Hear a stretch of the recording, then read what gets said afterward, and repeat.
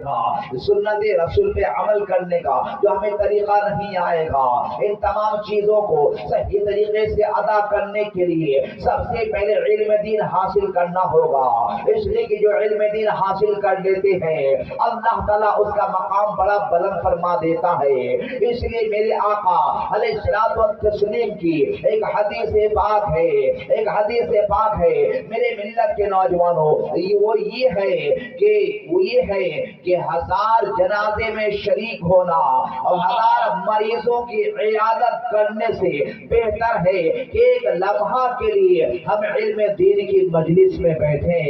میرے آقا کے دیوانوں، ایک صحابی مسکراتے ہوئے کہتے ہیں یا رسول اللہ، کیا قرآن کی تلاوت کرنے سے بھی افضل ہے؟ تو نبی کریم مسکراتے ہیں، آپ فرماتے ہیں کہ بغیر علم دین سیکھے ہوئے قرآن کیسے پڑھا جا سکتا ہے؟ تو گویا صحیح طریقے سے قرآن پڑھنے کے لیے اسے علم دین سیکھنا ہوگا۔ اسی لیے خواجہ غریب نواز نے